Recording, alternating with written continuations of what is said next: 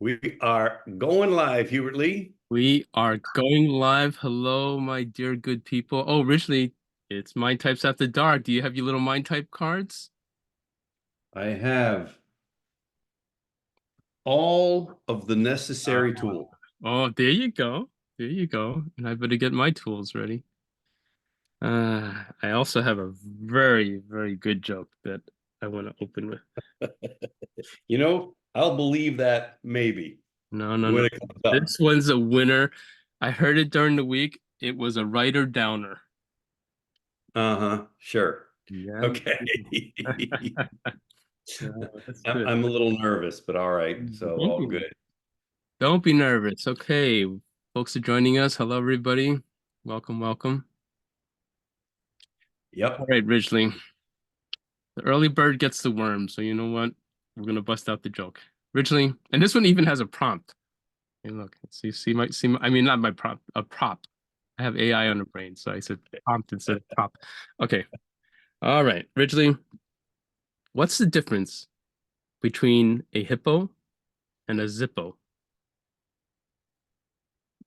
You know this is gonna be good. You can tell already.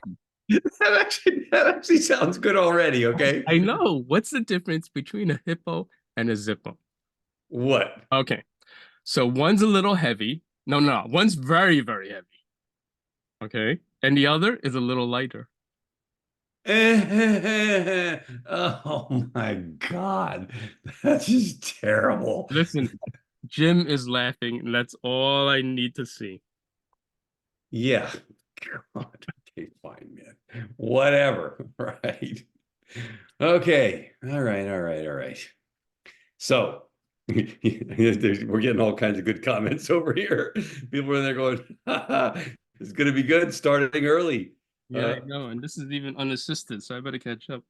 All right, Richard. Let's lay some mind type folks. hey, man, look at this. What LMAOROTG. Laughing my ass off right out the gate. Boom. Oh, there you go. Tell you, you're right. It takes a minute to figure that one out for sure. Wow. How did you figure that out? Oh, no, she said laughing my ass off rolling on the ground. Pretty Oh, close. All rolling right. on the ground, right out the gate. Right Oh, out the gate. like Hey, you're man, you know. all right, all right. Let's cut with this nonsense. Let's get right to the good stuff. Okay. All right. So, Richly, why are our mind types so important, and why do you have your little plastic cards with you? So because at the end of the day, who we are, what we believe, and what we stand for doesn't change. And therefore, to the extent that we know what that is, we are empowered, can act upon that, can tap into our superpower, and we can minimize our kryptonite. And oh, by the way, what that does, in addition to making you more successful as a human being, it also does something else, which I think is very important. It enables you to play to your strengths. And when you play to your strengths, you enjoy what you do.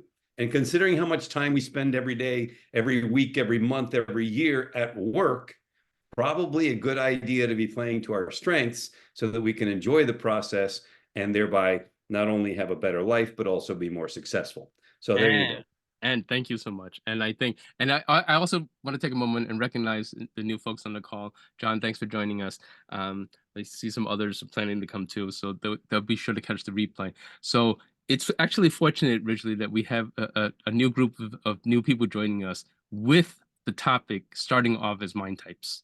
Mm-hmm. Because part of the whole, and I'm just going to ask you, to kind of indulge me in this line of questioning, but part of the whole essence of authentic and sincere messaging that's so key to the limbic messaging that we do lies in knowing one's own mind type and expressing it, right? And so I invite any of the newer folks here to, after Ridgely goes through the 7 mind types, to volunteer to come on camera and have Ridgely verify your mind type.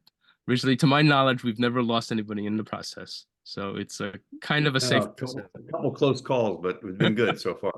No, but if you're new, especially, or if you're, want to have your mind type re-verified, please come on with Ridgely. But Ridgely, I'm going to start and ask you to kind of set the stage here. Please explain first what the 3 steps are of the partner attraction formula, and then follow that up by explaining how limbic messaging is tied to one's mind type and why we're, diving into the mind types tonight. So the 3 steps to the partner attraction formula are really simple. It's A, whatever you're doing in marketing, whether that's social media, websites, funnels, I don't care, it doesn't matter. Lead with a limbic or emotional message so that you connect on a deeper level with the person you're directing that message to, and you begin the process of inducing a yes state, getting them to say yes if they're the right person. Part number 2, make that content about them, not about you. It is a classic mistake. We see it everywhere. People's content, you look at their website and it's all about me, what we've done, what we do, what we sell, what we offer. And at the end of the day, nobody cares. What people care about is what can you do for them. So make the copy about them from the beginning, and you create that relationship, that feeling with those people that is completely different. Part number 3 is make your calls to action clear and abundant.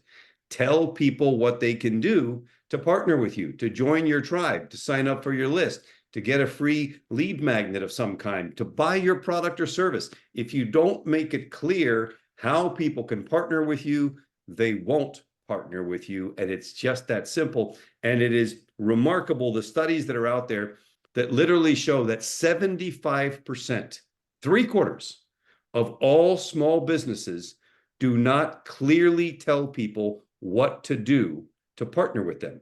So it's horrendous and so easy to do. So those are the 3 parts. Thank you. Limbic or emotional messaging, copy that's all partner-centric or client-centric, clear calls to action. Thank you. That's a great grounding on that. To your point about a clear call to action, originally, as you know, I work a lot with some chiropractic offices that are just starting out. And so, in the rush to get everything squared away and all, they jump on Squarespace or one of these website builders or what have you, and they knock out their own website.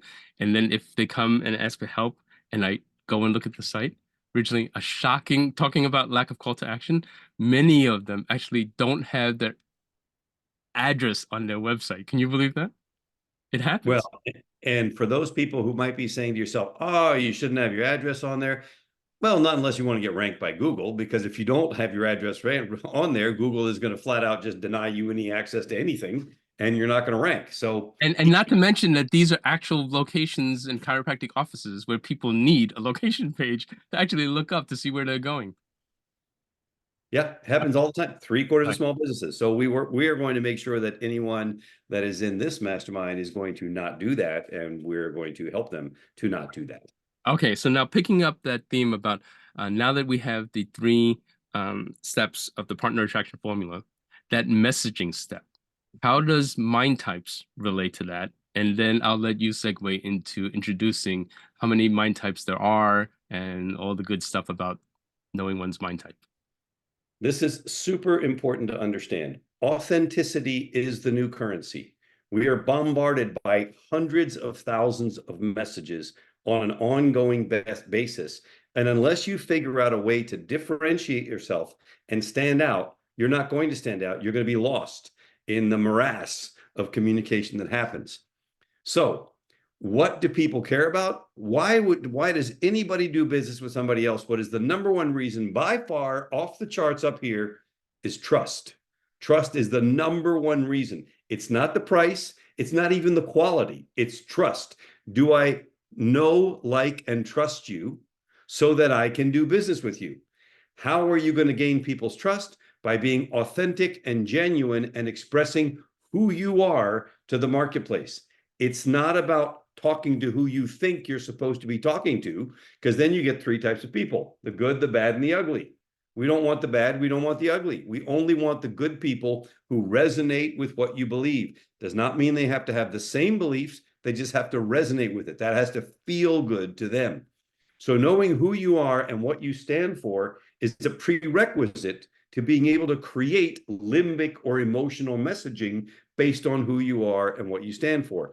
And tonight, in addition to being able to work on mind types, one of our longtime mastermind members, David, is here, and he has some content for us to look at.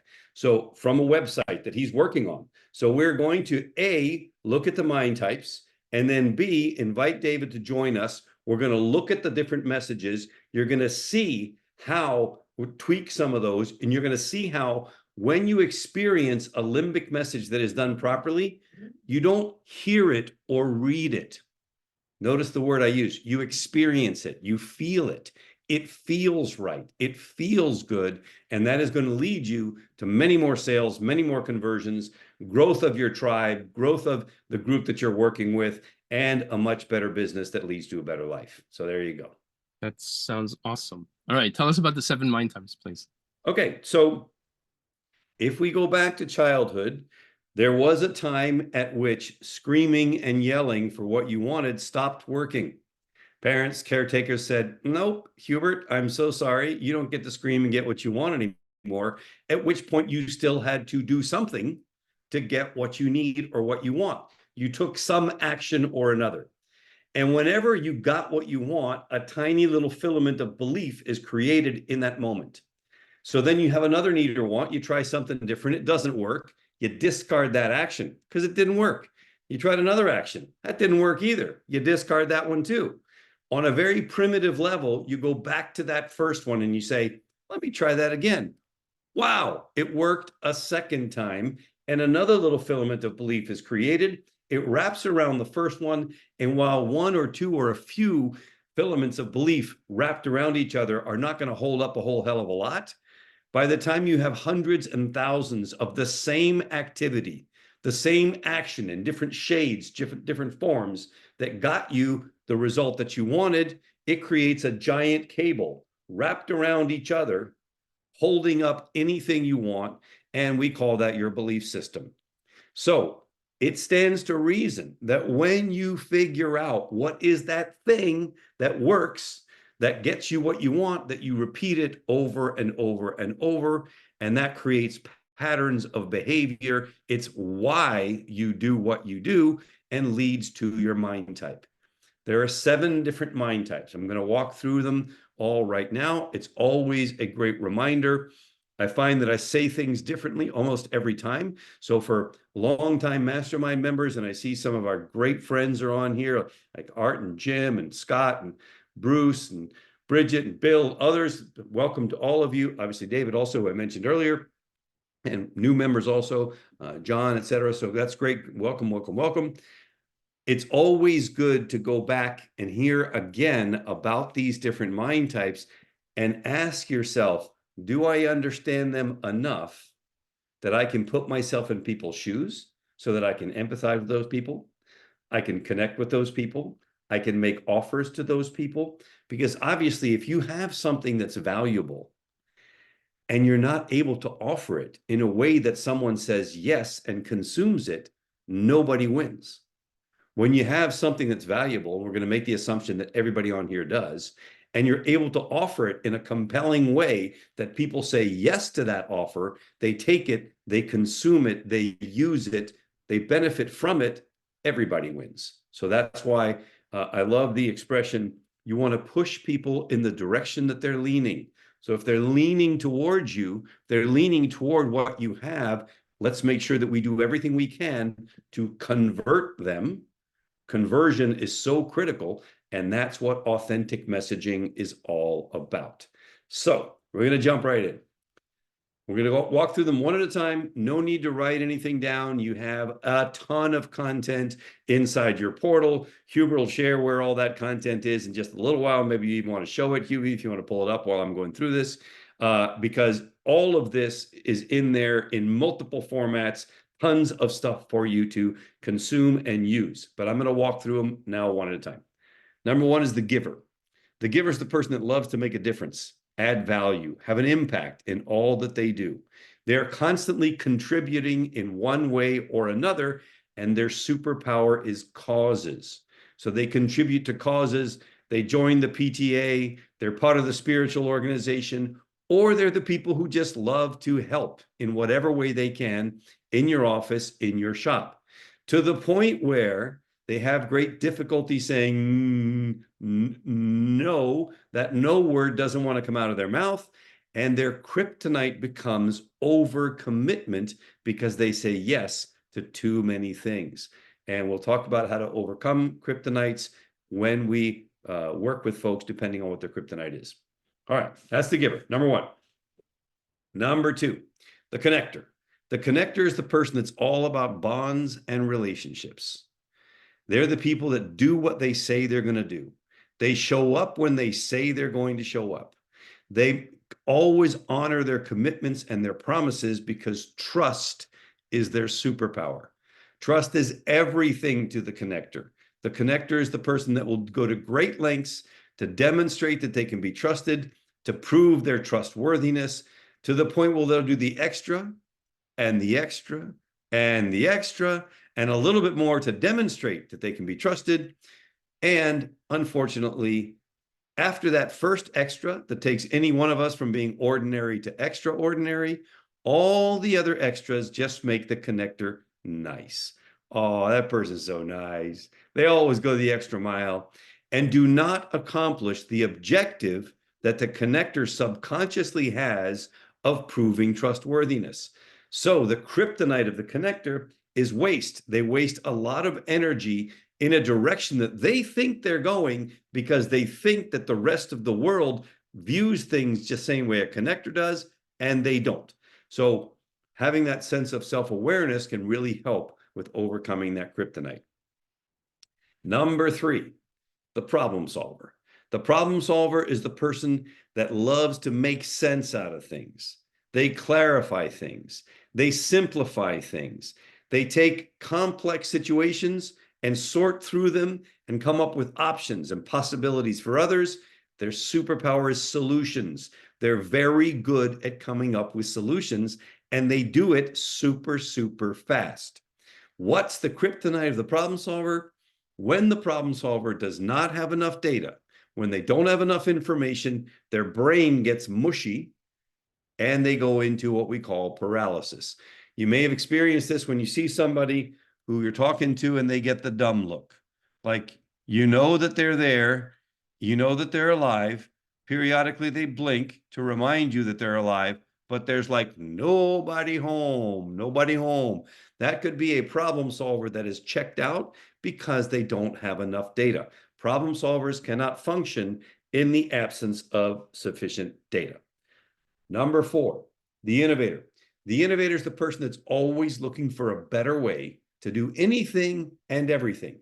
Innovators are super curious, constantly asking questions. Well, what about this? And what about that? And what about that? And if I tried this, and what about this thing over here? And how about that over there? They can't even stop themselves. They wake up in the middle of the night.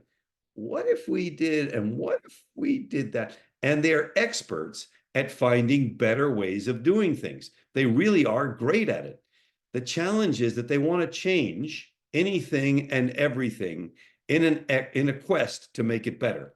It doesn't matter if it's economically crazy, doesn't matter if it upsets morale. The innovator is still going to want to innovate and make changes. So change for change's sake is the kryptonite of the innovator. Then we get to the perfectionist. The perfectionist is the person that understands that if you do A and then B and then C and then D, you can predict what E is going to look like. You can see the future and it's reliable. It's predictable. You eliminate chaos. You restore order and you create systems. Systems is the superpower of the perfectionist. They love systems. They love to implement systems, to operate based on systems, because that does what we just talked about. Eliminates the chaos and the confusion. It restores that space of calmness and order for which perfectionists are really, really known.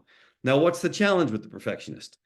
They have a bit of the it's my way or the highway. There's a right way to do things, and things should be done right, which by definition means that everything else is wrong.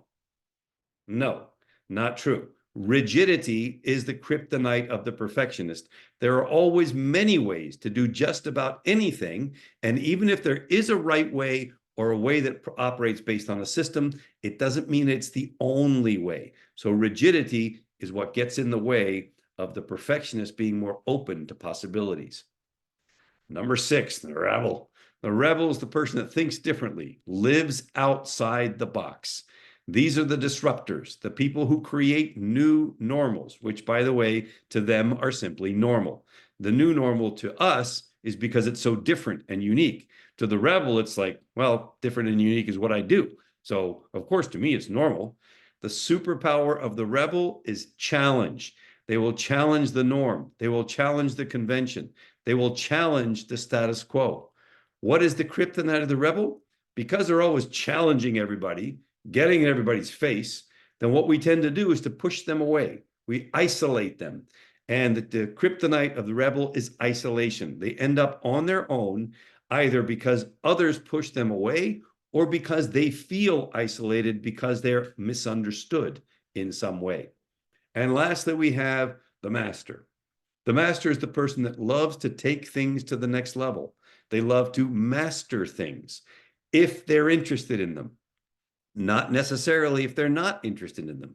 Masters have giant intellectual capacity, very, very big brains. They have a lot of brain power. They generally know a lot about most things. They especially know a lot about the things that they most care about because depth is their superpower.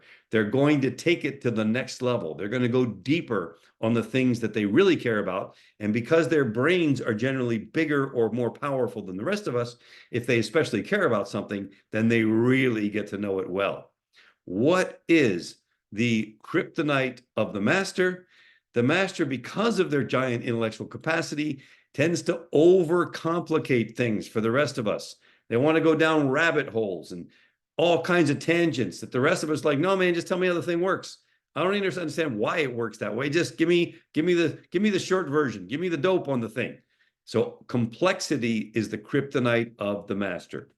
Very, very quickly. And again, if you would like me to verify and help you to check in with your mind type to verify what is your primary mind type, I will do that. I want to share with you that each of us has a primary mind type, why you do what you do.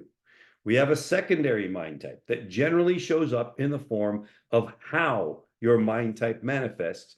And then we have a tertiary, which is what you do. If you think about that, we start out with 7 possibilities times the 6 that are remaining, times the 5 that are remaining after that. That creates 210 different permutations for how a human being can operate. And when we know these and understand these, it gives us immense power. It's like ninja powers of influence because you know how to talk to somebody if you know their mind type. You know what drives them, so you can influence their behavior. You know what is their kryptonite, so you know where their weak spot is, and you also know what is their superpower.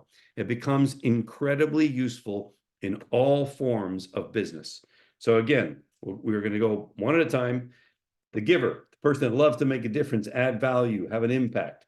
They're always contributing. Superpowers causes kryptonite overcommitment from saying yes to too many things.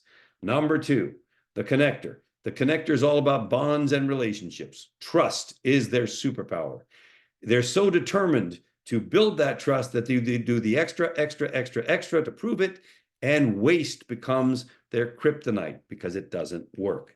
Number 3, the problem solver. Problem solver is all about making sense out of things, simplifying things, clarifying things. They come up with solutions. Their superpower for the rest of us. When they don't have enough data, they go into paralysis, which is their kryptonite. Hold on, going the other way. Number 4, the innovator. The innovator is always looking for a better way. They ask lots of questions. Their superpower is improvements. They're great at finding better ways to do things. Their kryptonite is change for change's sake, because it doesn't matter what the reason is. They just want to change it to make it better. Number 5, the perfectionist. Do things the right way. All about order, eliminating chaos, creating systems, which is their superpower. Kryptonite, rigidity, because they're a little bit too my way or the highway. Number 6 is the rebel. The rebel is all about challenging the norm, challenging the convention, challenging the status quo. Their superpower is challenge. Their kryptonite is isolation, because by challenging anything and everyone, they get pushed away by the rest of us. And finally, the master, giant intellectual capabilities. The master is all about taking things to the next level. Their superpower is depth. Kryptonite is complexity. They make things a little too complicated for the rest of us with not quite as much brain power.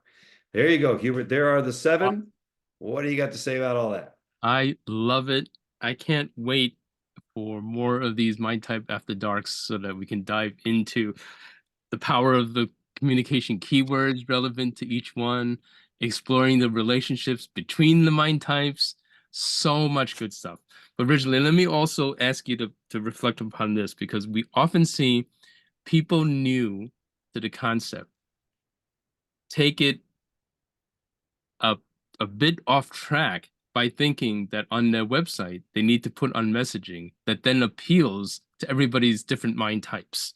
When in fact, what you should do is understand your mind type and use it to authentically speak about yourself and what you believe and get people attracted to you. Can you kind of explain that and just kind of give us and the essence of why that way works much better?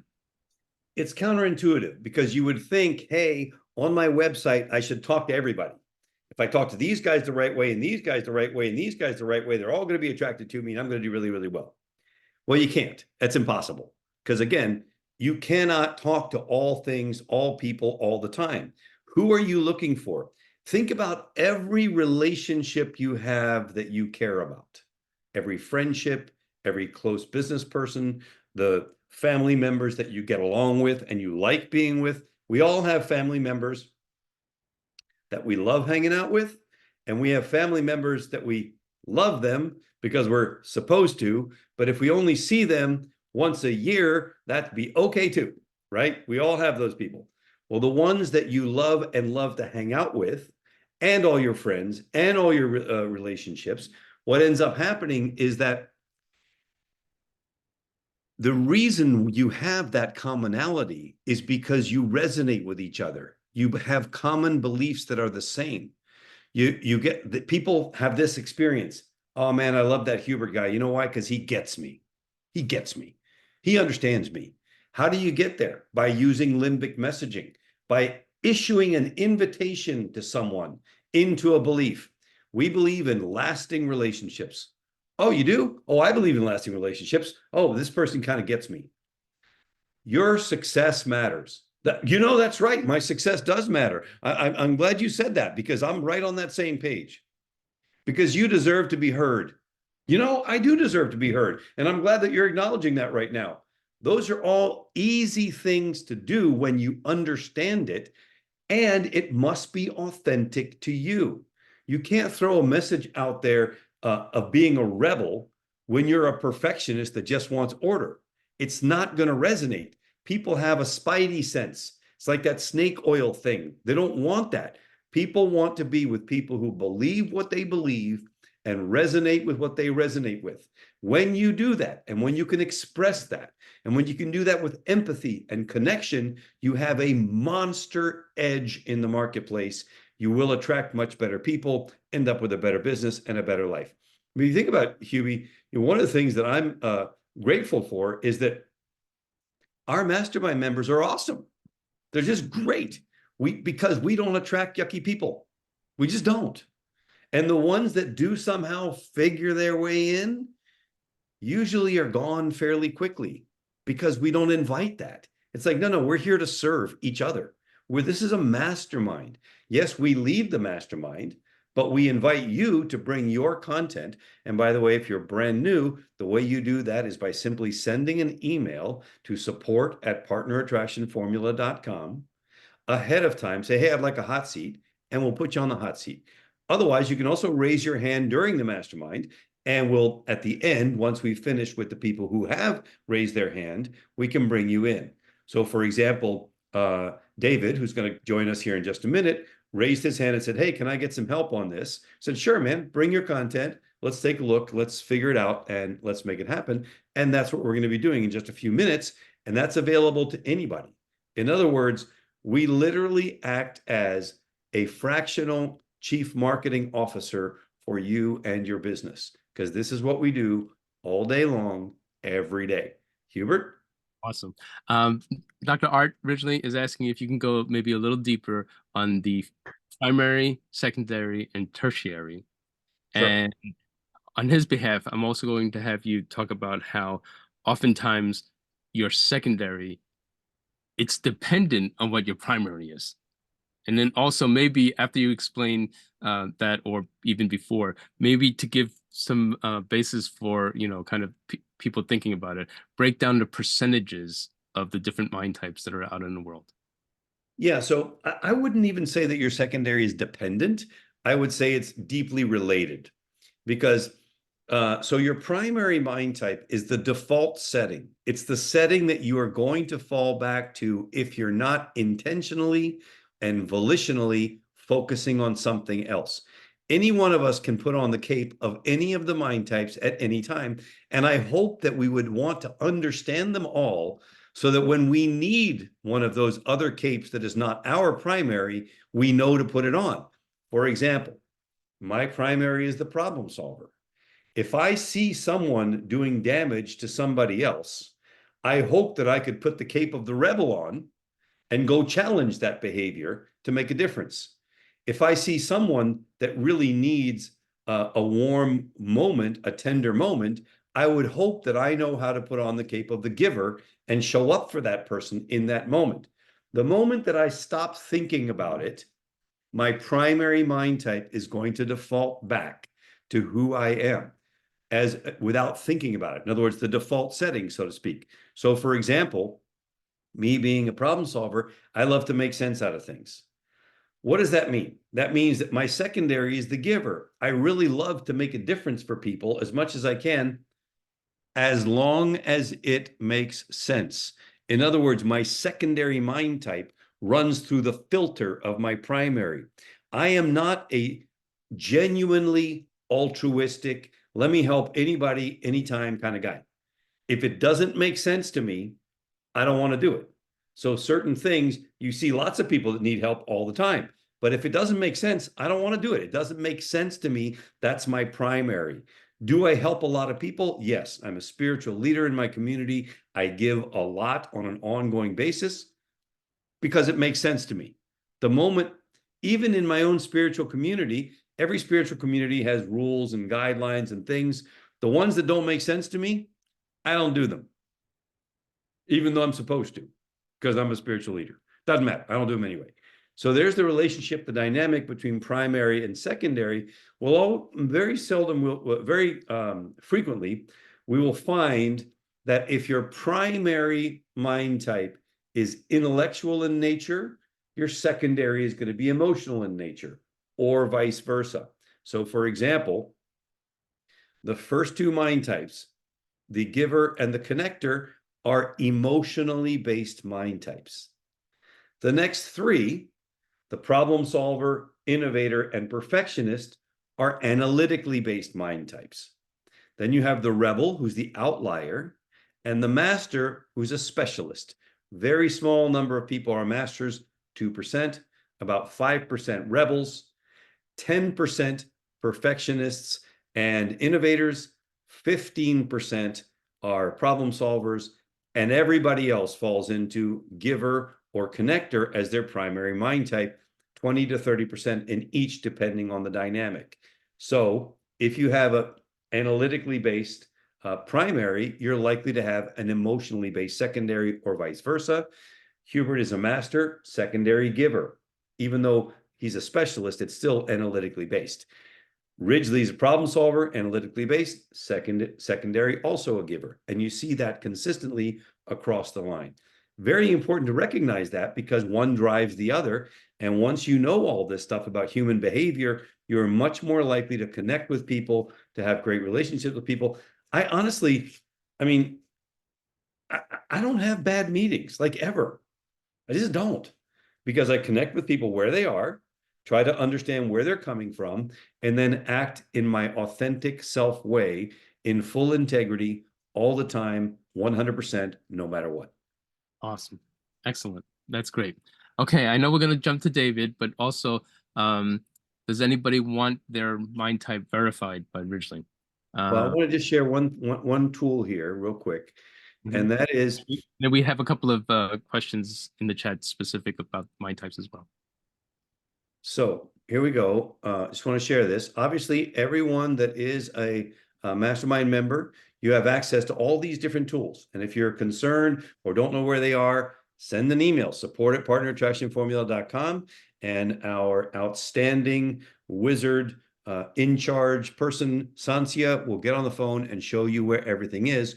One of them is your Partner Attraction Portal worksheet. This is the master where you can look into, okay, what are the communication keywords for all of the different mind types? And they're right there. So you can understand that each one of the mind types has words that really make them want to do what you ask them to do. In other words, if I say Hubert, Hubert responds. If I say Tony, Hubert does not respond. Keywords are just like that. If I use the communication keywords of a particular mind type, I have ninja powers of influence. So there you have it. Just one more tool, of which there are very, very many. One of the things that we often get is, oh my gosh, there's so much stuff in this mastermind. I barely have even gotten to most of it. Yep, sorry. As we're in the over delivering business, it does take a minute to come up to speed to just how much stuff and power you have as a result of being a mastermind member. So, Right. Okay, so John's asking this question originally. Are you saying two analytical types are not together? So can your secondary and primary be both analytical? And by the way, John, welcome to the membership. And if you'd like to have a quick conversation right here with Ridgely to verify your mind type, happy to do it.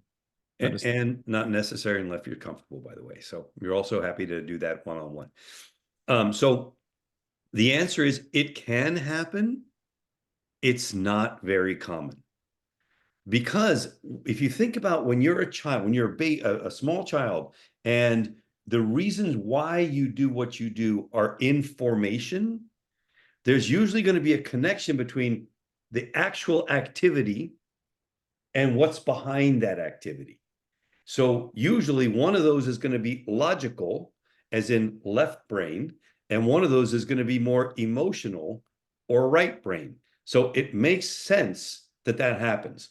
Can you get somebody like Bruce who's super weird? Yeah, we can. Bruce, just playing with you, man.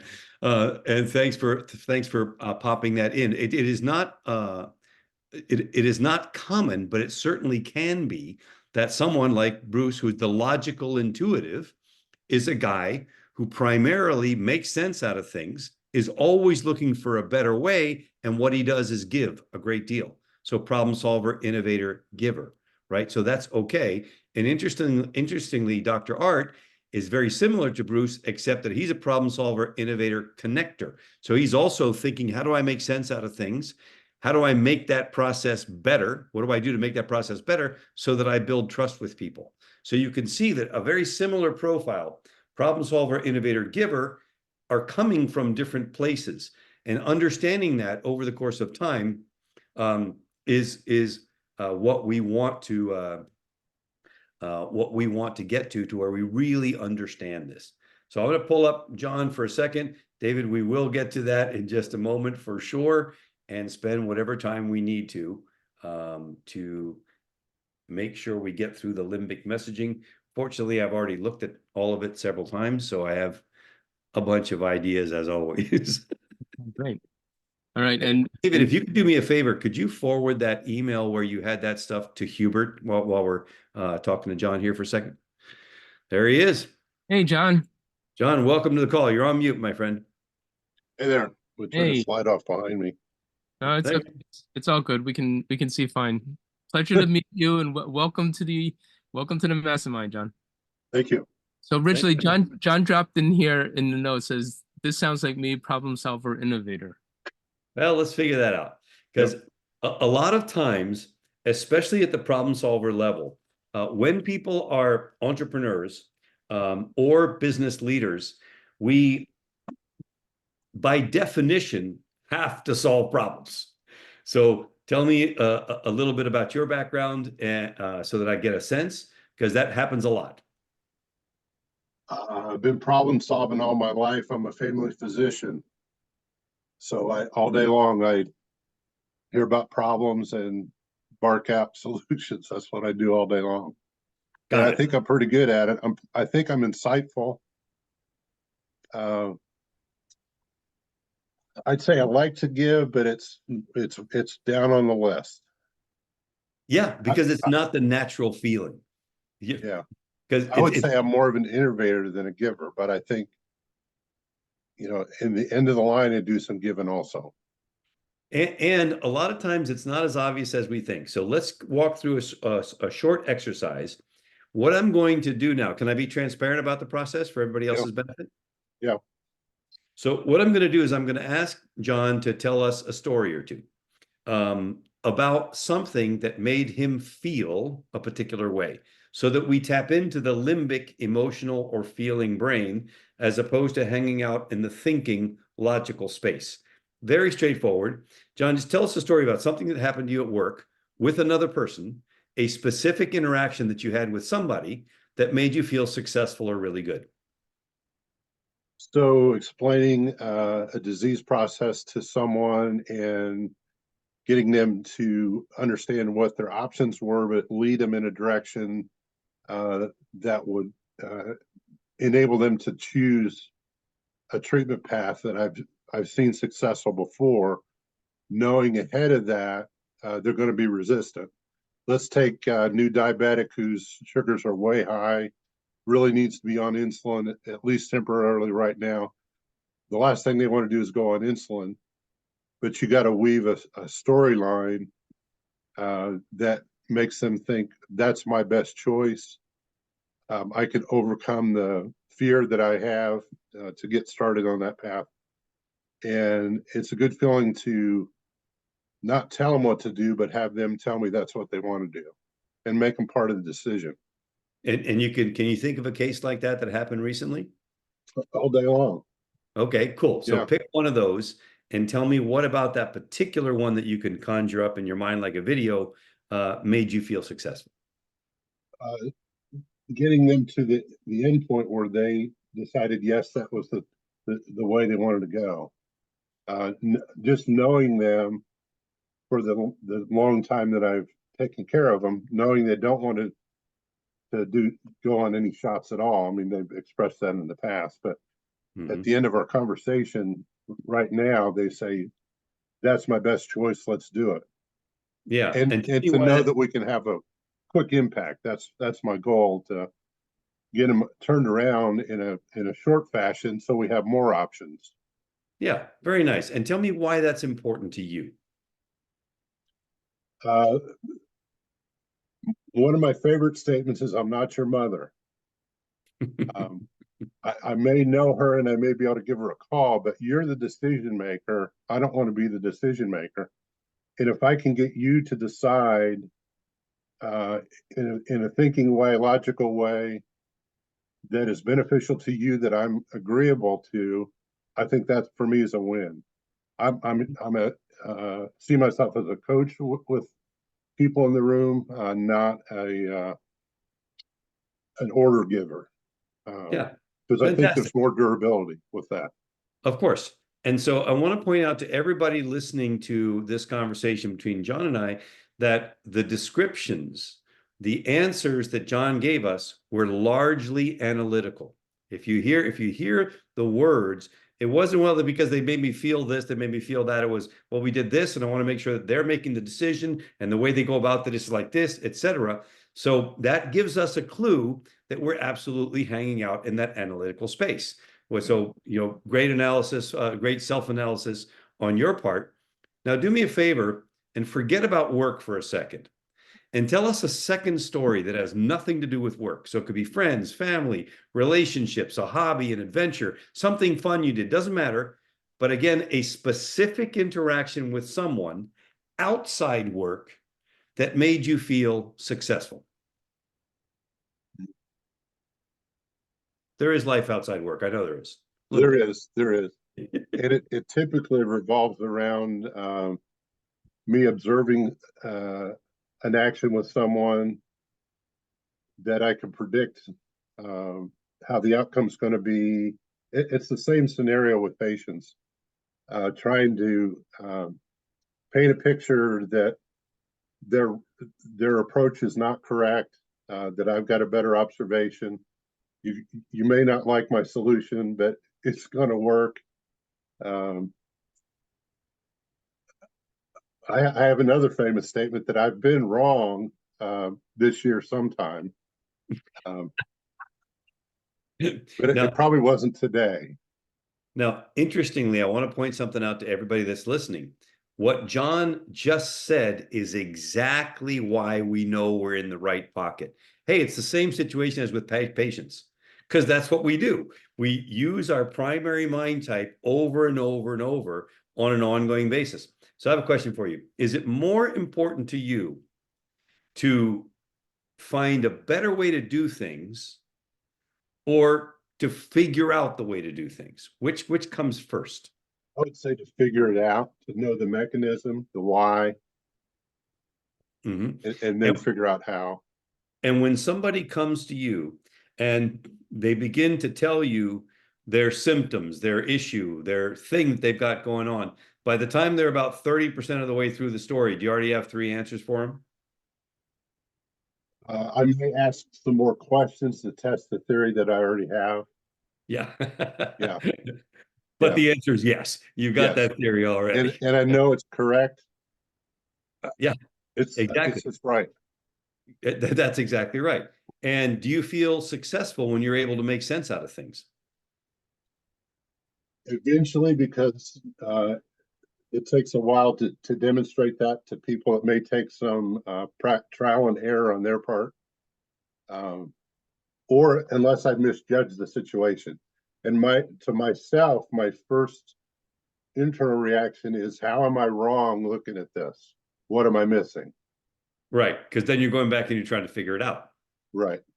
Yeah. Right. And so at the end of the day, when you're able to figure that out and things do make sense, that's when you say, okay, this is me. I'm right exactly where I need to be. Yeah. To me, fun is confirming the theory that I have in whatever I'm doing or whatever I'm looking at.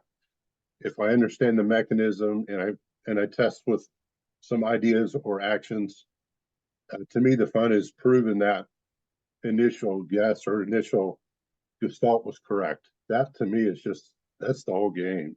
Right. And I would suggest to you, John, that you couldn't stop yourself even if you wanted to, right? Even if you learn to not say anything because you're asking, probing, verifying questions, the theories just come no matter what. Right. And Yeah. I guess my interaction with other people is I see them going off the rails with what I'm predicting, and I want to at least point it out or jump in and push them away. Maybe I don't know what you'd call that, but maybe that's my giving part. I don't know. But Yeah. I'm so driven with the why, what's behind it, uh, that I'd lose sight of the emotion. I think, and Well, to I'm some gonna degree, people don't understand that and get irritated with it. Yeah, so I'm going to suggest to you that you're absolutely right on primary mind type being the problem solver. And congratulations on having the very best of all the 7 mind types. I just want to let you know that. Just right. I understand that. No Yeah, big deal. we get each other. We're good here. Right. I'm not 100% sold on what is a secondary, because underneath a lot of what you're saying is a desire to really serve people. Now, one of the ways in which you do that is by figuring things out and helping them to make decisions for themselves. And so I would, rather than rush the process, which I don't think is a good idea, I would suggest that we table the conversation of what is the secondary mind type, because it could be innovator, but it also might be giver. It also might be that your desire to make a difference, to have an impact, that very much drives the analytical thinking, the problem solving that you do every day, all day long, at a speed probably faster than you would really like to if you had a choice, given our current medical system. I'd invite you to think about, let's, as you come to attend some of these meetings and we talk more and we talk further and we take a look at what you're doing out there, I would invite you to think about maybe the secondary might be more emotionally based than you think. Okay. Yeah, not just because I want you to play with the energy until you get clear on it. Like a lot of times we think, well, problem solve is what I do, and man, I'm always looking for a better way. But what's behind that? Is that because I'm looking to build relationship with people? Is it because I'm looking to serve people? Is it because, and it may be that that takes a precedence over that better way spot. I'm not sure. Just throwing it out there for you to play with. How does this mindset play with the four personality types? Are you familiar with that? So whose method are you talking about? Florence Littauer is the one I'm most familiar with. Sanguine, choleric, phlegmatic, and the perfectionist or melancholy. So those I don't know well enough to answer the question. I apologize for that. I'm super familiar with all of John Gray's stuff, Men from Mars, Women Are from Venus, very familiar with Myers-Briggs, pretty familiar with predictive index, DISC, but that one's one I can't confess to knowing. So sorry about that. It sounds like many of what you're describing are within those personality types. So clerics would be the problem solvers. The perfectionists would be the melancholies. The phlegmatics would be the ones that want to get along and give, I guess. The sanguines are the ones that want to be involved in everything, can't make a decision. They're just too busy being involved. Well, and my belief is that anything that helps us understand ourselves better, puts another arrow in our quiver, so to speak, all of those things are good. What we have endeavored, Hubert and myself, over the last 15 years to do is to make it understandable at an easy level. Like we're having a conversation and I share with you, hey man, congratulations on being a problem solver. And you go, that's right, I get it. That's what I want to do. Whenever we walk into an office, if we were to come to your office and do a workshop with your team, we would want everybody to walk out of that office saying, wow, I really got that. You're the connector, you're the giver, you're the this, and we know how we work together just like that without the need for an interpreter or a coach to break down the 50-page thing that they give you that nobody ever uses or looks at again. And I say that with all the love in the world because I have a lot of friends that do that kind of work. But our commitment to you and everyone else is we want to make sure that by the time we're complete, that you go, that's me, that's right, I get it, and I don't need you to coach me on understanding this document. Okay. Awesome. Awesome. Now, Ridgely, before we let John go, I just want to mention one thing and then ask you to do a quick 30-second demo for John. So, John, one of the big things, and you saw Ridgely doing some of this before, is that in our system, certain keywords are very important to each of the mind types. And so one of the, I'm not going to say magic tricks that Ridgely does, but it's to use communication keywords to kind of enroll and get people on board with what you need them to do when you know that they're mind type. So Ridgely, can you demo for everybody? Since you know that John is a problem solver, how might you ask John for assistance with the task in the day-to-day kind of scenario? So here are our communication keywords for the problem solver. So what I would do is I would use these in a very specific way by saying something along the lines of, you are so good at insert keyword, insert keyword, insert keyword, insert keyword, so that made John feel really good about my communication. And the experience that you have, John, as you go, that's right, I am, that's exactly right, that's me, that's me, that's me, that's me. And so by the time it comes time to saying, could you help me out with, the answer is an automatic yes. And even when you know how it works, and even when you know it's coming, it works on you. So Ridgely, could you ask John to do something for you, please? Yeah. So, Dr. John, I've got this thing going on, and I'm not really sure what it is, but you're so good about making sense out of things and clarifying stuff, figuring stuff out, taking in whatever the data is, and then logically coming up with a solution and an understanding and a straightforward way that I can address this kind of thing. Could you help me out, please? So you see, John, by the time you're through hearing all of that about yourself, the answer is going to be yes. I mean, your face just completely lit up. Like, yeah, okay, Well, okay, man, you My got me. my internal reaction is, do you really want me to start asking you questions? Right, exactly. Because we're going to peel it apart. Right. So so you see how powerful this approach can be. Yeah, Right. for sure. So you And need to know all the types and understand how they talk to themselves, basically. correct. And even gaining the ability, and obviously I know that you don't have that much time with each person that you see, but gaining the ability to ask a couple of questions and kind of divine what might be their mind type gives you instant ability to connect with them using their keywords. So thank you very much for joining us this evening. I appreciate it. I'm sure this is the first of many conversations that we'll be having. And please bring back, bring your team members, bring whoever. We're happy to help out however we possibly can. All right. Yeah. Thank you. Welcome, John. Pleasure to meet you. All right, cool. So let's go look at some limbic messaging, shall we? Yes, sir. Did you get the stuff from David? I did not. I'm going to check my email again. Okay. It's just easier if you can run that before I got to go find it. No, I don't have it. Okay, well, we've got this. We're just waiting for David to join us here. And I love it when we demonstrate, Ridgely, how even though you know your communication keywords are coming, you can't help but react the way you do. well, yeah, it is fun.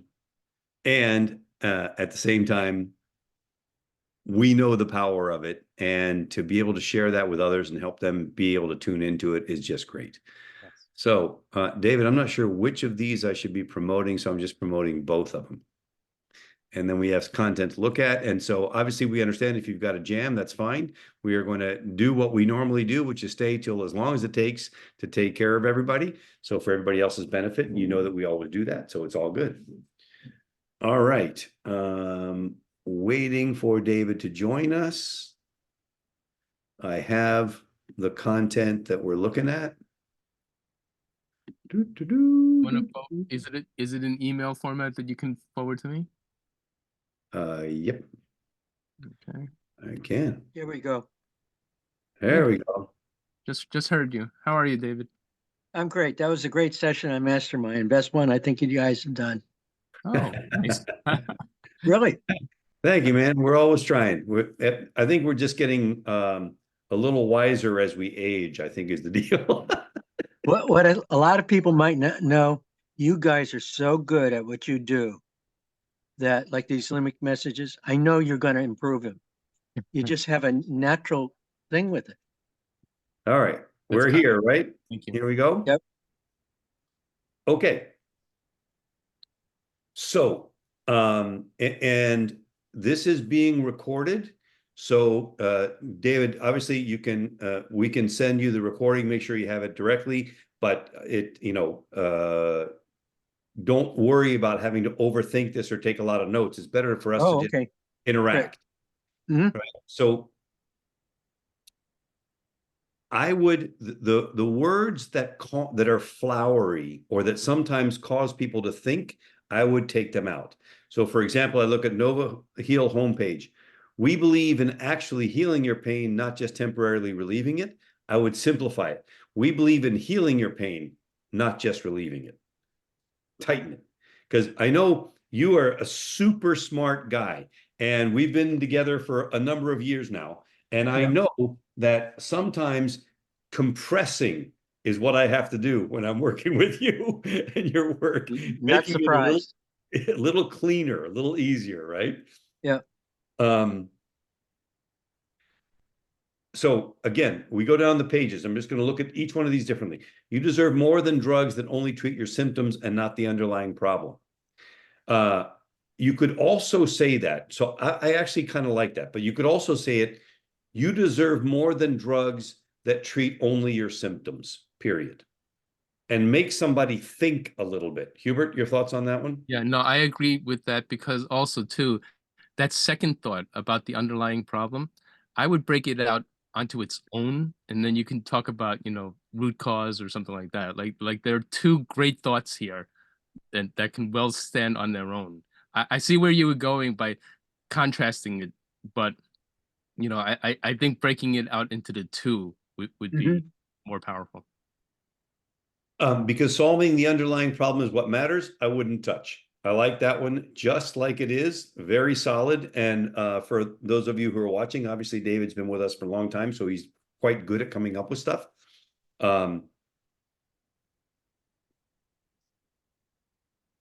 This one, because the next one, because arresting a progressive worsening underlying condition is what matters, is just too complicated. It makes me have to think about the meaning. So we need to say, okay, do we want to say, because arresting a worsening condition is what matters? Do we have to say, because arresting a progressive condition is what matters? Do we have to say, because arresting an underlying condition is what matters? But we can't say it this way because I go to my neocortex. And I think actually, originally, I agree with you 1000%. I think the solve here might actually be to switch formats and go to, for this kind of thing, you deserve might work really well. And so what would you say? Something like, you deserve in stopping your condition from getting worse now, or something like that. But I got to the same struggle. I'm just saying that I think is what matters. It's putting the limbic thing in the beginning might make it easier because it's a little complicated, the thought. I think you can just literally take out a couple of the words. Pick which one you like the best, because arresting a progressive condition is what matters.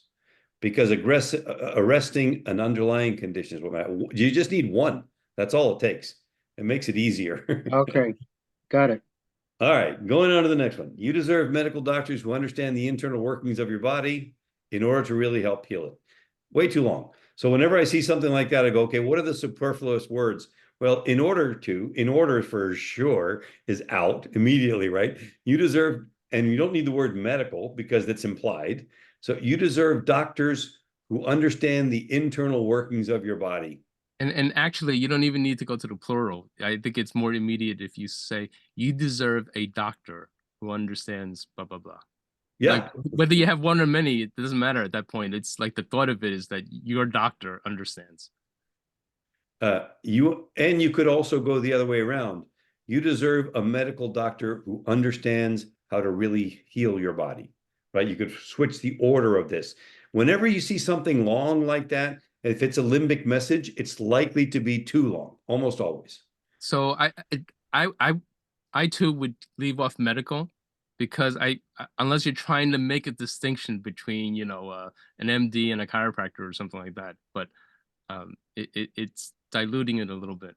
There is a reason doctors don't like to be called a doctor, because you can have a PhD and be a doctor. Yeah, so they actually prefer physician. Yeah, so so you can go with physician, or you can go more slangy and say you deserve an MD who blah blah blah. Like, yeah, you could definitely do that too. Everybody understands what that means, and you can I mean, unless literally they're an OD instead of an MD or something like that. But like, don't be afraid of using like MD medical doctor. Got it. Because understanding how the complex human body works matters. I'm going to make a bit bold statement about that. And you know me, I just call it like I see it. Yeah. It's just too big of a concept, man. It just doesn't work. Even if I change it to, because understanding the human body matters, that's like such a big thought. Yeah, but that might be great at the top of the blog section, though. That's the kind of blog section limbic message that works really well, because it's an expansive section of the website. I will defer to Hubert. I don't like it. Just letting you know. Every now and then, yeah, and you know me, man. I'm not pulling any punches with you, because I know you want me to give you what I got. Right. So again, same thing. We believe in fully understanding our patient's pain, period. We believe feeling pain is where real medical care starts, period. But we can't have a long sentence like this. We believe in fully understands our patient's pain, feeling their pain is where real medical, it's too complex. It makes me go to thinking, what does this mean?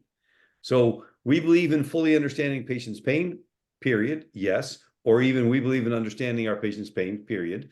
We believe in feeling our patient, we believe that feeling pain is where real medical care starts, period, also good. But this whole thing together, way too long. How Got about it. simply, how about we feel your pain and then phrase two? That We could work feel your also. pain. Let's work on it together. Something like that. Could work also. Okay.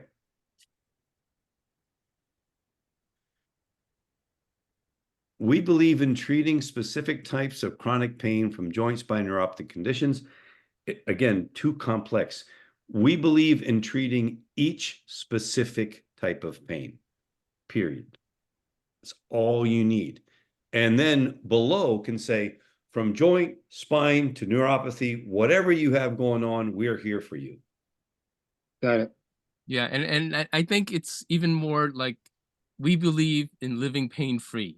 Something more general like that would introduce the thought limbically, and then you can talk in the paragraph about the joint, spine, and neuropathy stuff. So, you know, we believe in living pain-free. And somebody reading that would be like, oh my God, that's what I want. I want to live pain-free. Mm-hmm. Mhm. So this next one, very interesting. So everybody that's with us here, because focus and specialization makes us better doctors. One tiny tweak, take out the word us. Because focus and specialization makes better doctors. That's all. You Mhm. don't use the word us, it's implied, and therefore it's not, and now it becomes about them. We want you to have a better doctor, not about us. That word us is extra there. Mhm. We believe understanding where and how you suffered your pain is at the heart of the best medical care. Again, we have this too long situation. Hubert, what would you do with that one? Well, so I have a question about the meaning of it, actually. Like, where and how you suffered your pains.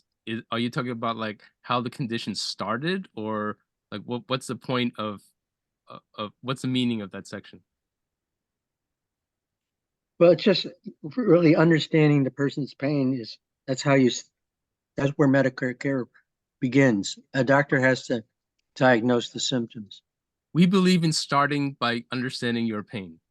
Something like that would be clearer than where and when you suffered your pains.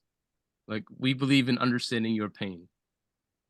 Yeah, that's it. Not starting by. We believe in understanding your pain. Because then the patient reads into that whatever their particular thing is. All right. So here we go. This is a great one for everybody. We believe in regenerative medicine that uses your body's own natural healing process. There is no way I understand what that means without using my neocortex. But if you say, we believe in using your body's own natural healing process, perfect. We believe in using your body's own natural healing process. And then below, next line, regenerative medicine is the science, the da da da da da da da. You can use regenerative medicine to da da da da da da, but take out the complexity to make it so that somebody goes, well, I want to use my own body's natural healing process. That sounds good to me. That's exactly where I want to be. Blah blah blah. Yeah. How about Mhm. this? How about this? Um, you believe no. Originally something like, because your body can heal itself, and then you go and explain it. That too. That would work also. Like super simple. Good stuff. We're moving down. And by the way, again, for everyone, if you're new to what we do, we're so delighted to help you in whatever you've got going on. We believe in treating your underlying problem before it worsens. I like that. I could also stop it at we believe in treating your underlying problem, period. Either one would work. And also, if you're gonna say before it worsens, I'd be more plain language and say before it gets worse. Yeah. Yeah, I like that better too. Next one. You deserve more than drugs that simply treat the symptoms while your underlying problem can seriously worsen. Just way too long, man. It's just way too long. That's where you simply want to just shorten that. We believe you deserve more than drugs that treat symptoms, period. And then the second sentence can explain what you mean, but just too complicated like that.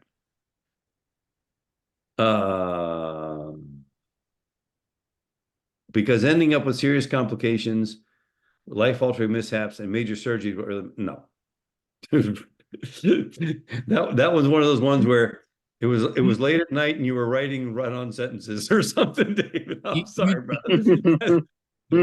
You deserve freedom from serious complications, life-altering mishaps, and major surgery. Yeah, perfect. Great. You deserve more than surgery, drugs and surgery to solve your chronic condition. I will just take out the word chronic. I like that a lot. You deserve more than drugs and surgery to solve your condition. Because addressing the underlying problem is what matters. We already talked about that. That was good. Frequently asked questions page. You deserve to have all your questions clearly answered. Just take out the word clearly. No need. You deserve to have all your questions answered. Mm-hmm. Nice. And then again, on the comprehensive assessment page, you deserve a comprehensive medical exam performed by a medical doctor. So you can, way too long, man. You deserve a comprehensive medical exam, period.